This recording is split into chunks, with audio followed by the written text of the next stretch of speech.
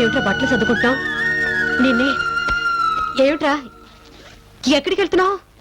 వేణు చెప్పు, వేణు ఒరే చెప్పరా, ఎక్కడికి వెళ్తున్నావు చెప్పరా, చెప్పు. ఇంట్లో ఉండాలంటే భయంగా ఉంది. దేనికి? నా ప్రేమ అమ్మేసినట్టు నన్ను అమ్మేస్తారేమోనని. వేణు అవును, నేను ఇంట్లో ఎవరి కోసం ఉండాలి? ఇల్లంటే ఆప్యాయతలు అనురాగాలు అనుకున్నాను, కానీ రక్త సంబంధాన్ని కూడా లాభ నష్టాల ఖాతాలో చేర్చే వ్యాపారం అని మీ వల్లే తెలుసుకున్నాను. ఏంట్రా పెద్ద పెద్ద మాటలు మాట్లాడుతున్నావు? చిచి, నువ్వు వ్యసనానికి బానిసం అనుకున్నాను, కానీ డబ్బు కోసం ఇంత దిగజారిపోతావు అనుకోలేదు. ఏం దిగజారిపోయాను రా? నిన్ను కని పెంచి 25 ఏళ్ళు పోషించాను. ఈ ఇంటిని నిలబెట్టడానికి ఆ మాత్రం నేను అడ్డు పెట్టుకోవడం తప్ప? కసాయి వారైనా కొన్నవాటిని చంపుతారు కానీ కన్నబిడ్డల్ని చంపుకోరు. కానీ మీరు అన్నిటికీ తెగించారు. నువ్వేమైనా అనుకో, నువ్వు ఒక్కడే కాదు, నాకు మిగతా బిడ్డలు కూడా ముఖ్యం. వాళ్ళ సుఖక్షేమం చూడాల్సిన ధర్మం నాకుంది. నా సర్టిఫికెట్స్ అన్ని తీసుకెళ్లి ఓ క్వార్టర్ బాటిల్కి డబ్బులు ఇస్తే కానీ తిరిగి ఇవ్వనన్నా చూడు, అప్పుడే నువ్వెంత గొప్ప ధర్మాత్ముడో అర్థమైంది. ఎందుకనే అంతగా ఎమోషన్ అవుతావు? లాయర్ గా నీ జీవితం మొత్తం మీద సంపాదించలేని డబ్బు లవ్ పేరుతో వచ్చేసింది.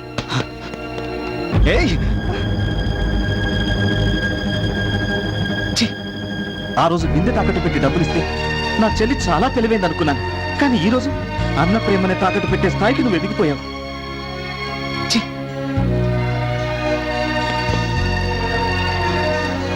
ఒరే, నిన్నెంత కష్టపడైనా చదివించి విదేశాలకు పంపించాలనుకున్నాను రా, కానీ అన్న జీవితాన్ని వీసాగా పెట్టుకుని విదేశాలకు వెళ్ళిపోయేంత గొప్ప తెలివితేటలు నీకున్నాయనుకోలేదురా. రే, దేవుడు తోడబుట్టిన వాళ్ళని ఎందుకు ఇస్తాడో తెలుసా? కన్నవాళ్ళు కలకాలం ఉండరని, వాళ్ళ ప్రేమను మీరు పంచిస్తారని. కానీ నా దురదృష్టం, మీరందరూ స్వార్థపడలే. వద్దమ్మా, ఇంకేం చెప్పొద్దు. ఎవరికైనా దెబ్బ తగిలితే అమ్మా అని ఏడుస్తారు, కానీ ఆ అమ్మే దెబ్బ కొడితే ఎవరిని తలుచుకోవాలి, ఎవరికి చెప్పి ఏడవాలి? నీకు తెలీదమ్మా.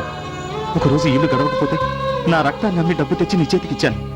నిజం తెలిస్తే మీరు బాధపడతారని అకౌంట్స్ రాసి తీసుకొచ్చానని అబద్ధం చెప్పాను. నేను మీకోసం బతుకుతున్నాను, కానీ మీరు మీ సుఖం కోసం నా మనసుని చంపేశారు. నువ్వు నువ్వు నువ్వు మీరెవ్వరు నాకొద్దు.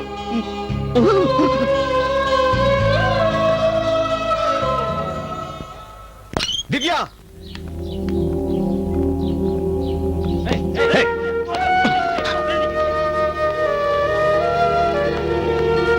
ఎందుకు వచ్చావు? నీతో కొంచెం మాట్లాడాలి.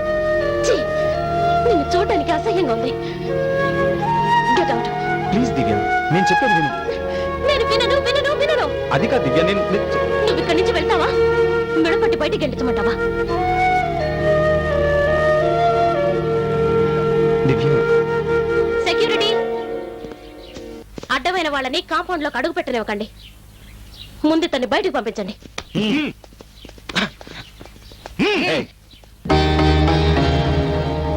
అవసరం లేదు దివ్య, నేనే వెళ్తాను.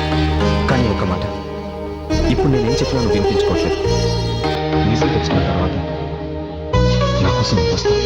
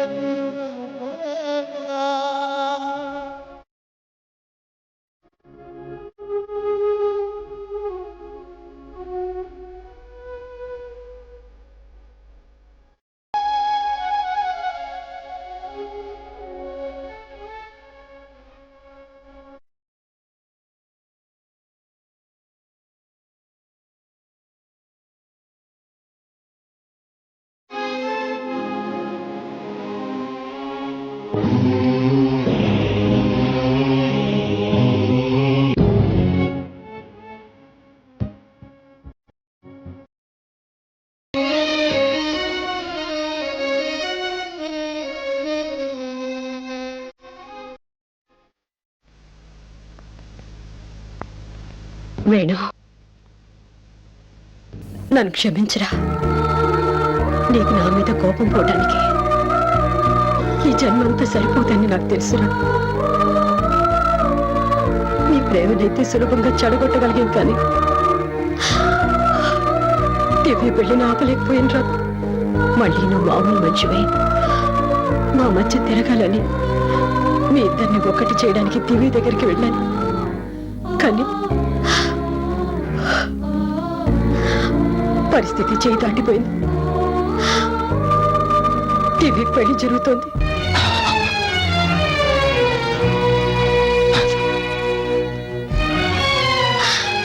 వేణు, వేణు, వేణు.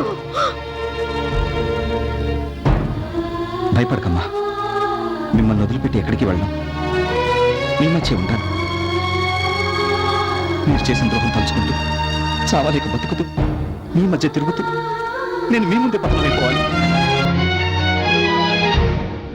ప్రతి క్షణం నేను అనుభవించిన నరకం మీరు చూడాలి. అదే నేను మీకు వేసే శిక్ష.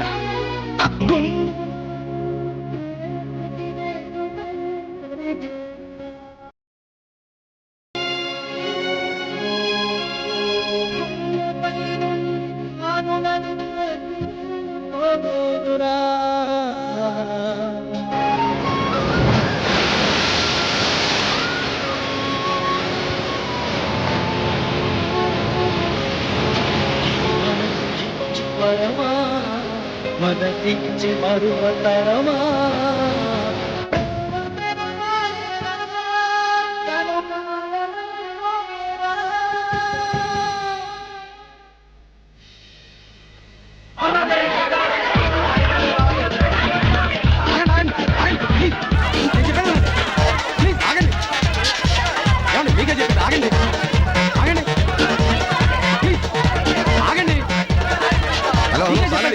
ఏంటి అసలు కేకలు?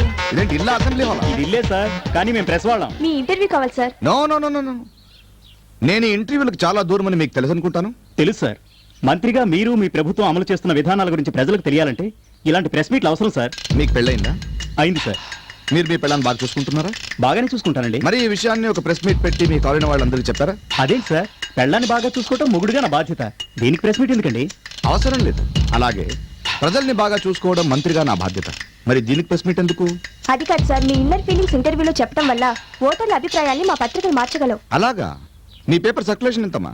1,00,000. మీది? 2 లక్షలు. మీది? 3 లక్షలు. మీది? 4 lakhs. చాలు చాలు చాలు. 7 కోట్ల ఆంధ్రుల్లో సంతకాలు చేయడం వచ్చిన వాళ్ళు 3 కోట్ల మంది. అందులో పేపర్ చదివే వాళ్ళు 1 కోటి మంది. అందులో ఫ్రంట్ పేజ్ పక్కన పెట్టి చివరి పేజీల్లో తెండూల్కర్ సెంచరీ కొట్టాడా, గంగూలీ ఎవరితో తిరుగుతున్నాడు, ఎవరు మ్యాచ్ ఫిక్సింగ్ చేసి దేశాన్ని అమ్మారు అని చదివేసి పేపర్ మడత పెట్టేసే వాళ్ళు సగం మంది. మిగిలిన వాళ్లలో సగం మంది ఓటు వేయరు. మిగతా సగం మంది ఓటు వేయడానికి పేపర్ చదువురు. మళ్ళీ ఎందుకమ్మా ఇంటర్వ్యూలు? సరే సార్, మీరు ఇంటర్వ్యూ ఇవ్వద్దు, కానీ ఒకే ఒక్క ప్రశ్నకు సమాధానం చెప్తారా? అడగండి.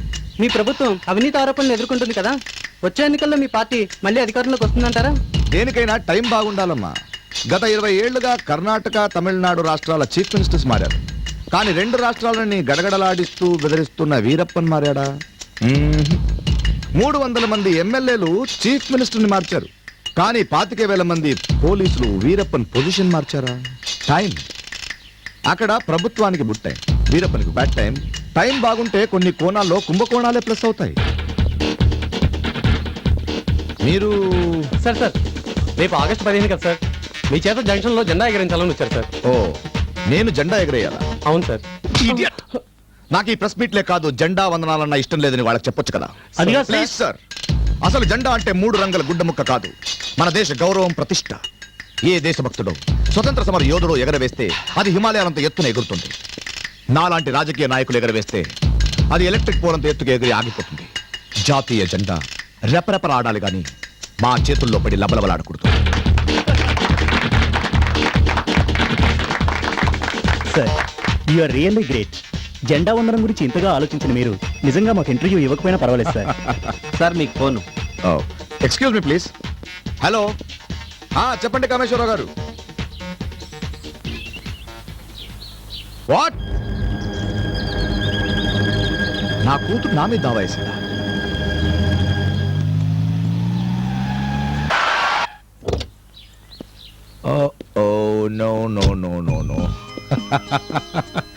ఏమ్మా భయపడ్డావా?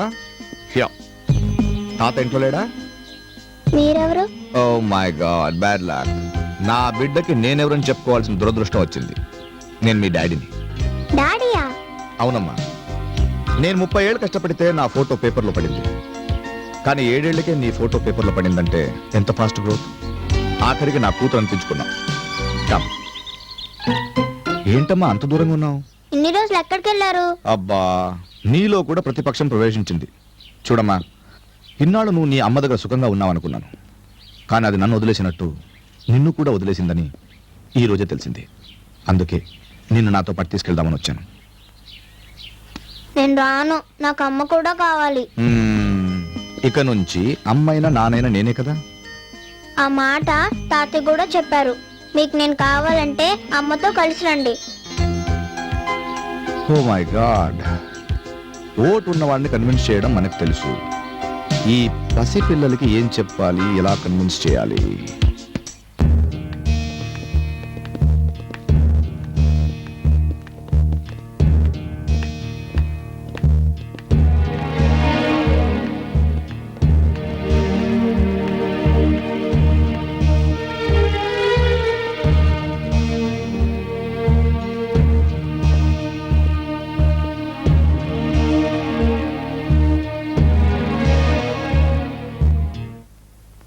ప్రొసీడ్. మిస్టర్ అమర్నాథ్, ప్రస్తుతం మీరు మంత్రి హోదాలో ఉన్నారు కదా? అవును. ఎంతో మంది ప్రజలకు న్యాయం చేయగలిగే పొజిషన్లో ఉన్న మీరు మీ కన్నబిడ్డను వదిలి వెళ్ళడం అన్యాయం అనిపించలేదా? ఇదే ప్రశ్న 7 ఏళ్ల నుంచి నన్ను వేధిస్తోంది. నా భార్య వల్ల నాకే అన్యాయం జరిగితే ఏం చేయలేకపోయాను. ఇక కన్నబిడ్డకే న్యాయం చేయగలను. మీ భార్యకి మీరు ఎన్నాళ్ళ నుంచి దూరంగా ఉంటున్నారు? నేను దూరంగా ఉండడం ఏంటి? మేడమే నన్ను వదిలేసి 7 ఏళ్ళు అయింది. అంటే 7 ఏళ్లుగా మీరు విడిపోయి ఉంటున్నారు, అంతేనా?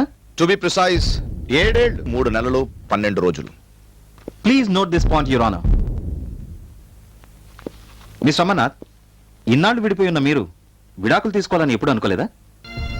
ఏనాటికైనా పశ్చాత్తాపంతో తిరిగి నా భార్య రాకపోతుందని నేను ఎదురు చూశాను. ఎప్పటికైనా సహనం చచ్చి విడాకులు తనే అడక్కపోతాడా అని తనే ఎదురు చూసింది. కనీసం మీరు మీ బిడ్డనైనా ఎందుకు చదివలేదు?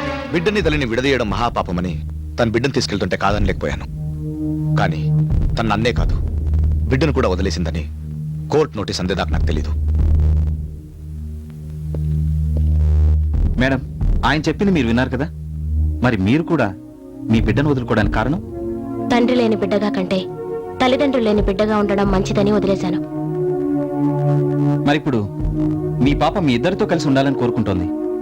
కానీ ఆయనతో కలిసి కాపురం చేయాలని నాకు లేదు. దయచేసి నాకు విడాకులు ఇప్పించండి.